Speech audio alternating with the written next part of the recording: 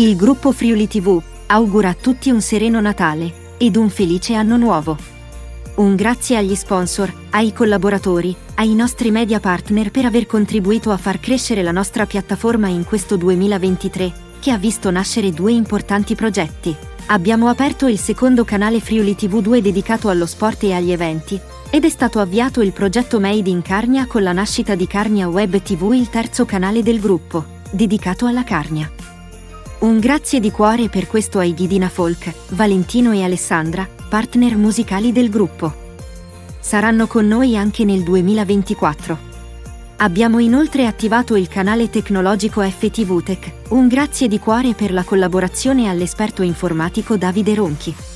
Ma sarà a gennaio 2024 che partirà il grande progetto. Friuli TV sbarca fuori dai confini e nasce Media Europa Channel, canale principale del gruppo, che si occuperà di politica, informazioni, eventi a livello nazionale ed europeo. Un benvenuto al nuovo direttore responsabile del progetto, il giornalista Enzo Cattaruzzi, che entrerà nello staff di Friuli TV. Buone feste a tutti, infine, dai fondatori di Friuli TV Omar Costantini e Giuseppe Quattrin.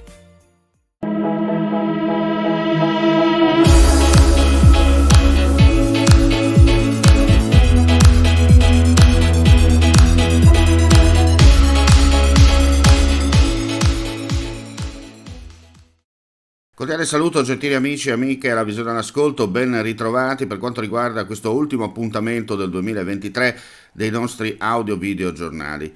Il cadavere di una donna è stato trovato nelle acque del fiume Isonzo, nei pressi del parco di Piuma, nel territorio comunale di Gorizia.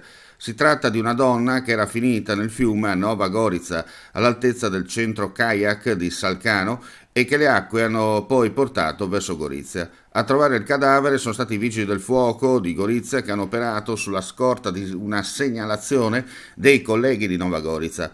Quest'ultimi a loro volta avevano ricevuto notizie di una persona finita nel fiume.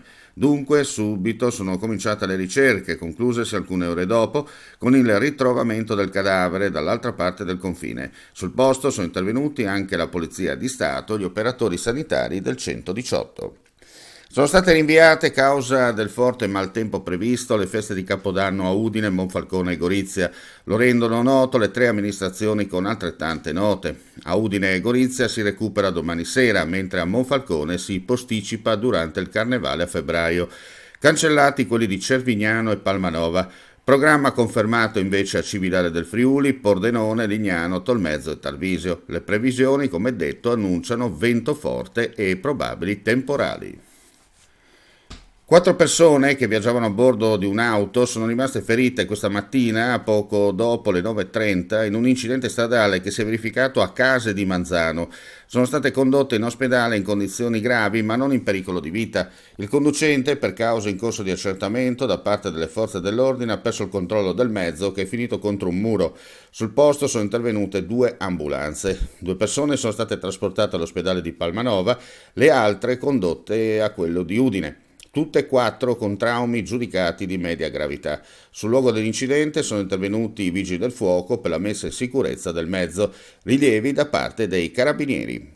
Grazie per la visione all'ascolto, non resta che augurare a tutti voi un felice fine 2023, ma soprattutto un buon 2024. Le ulteriori news, come sempre, sul nostro sito friulitv.net. Grazie per la visione all'ascolto e alla prossima.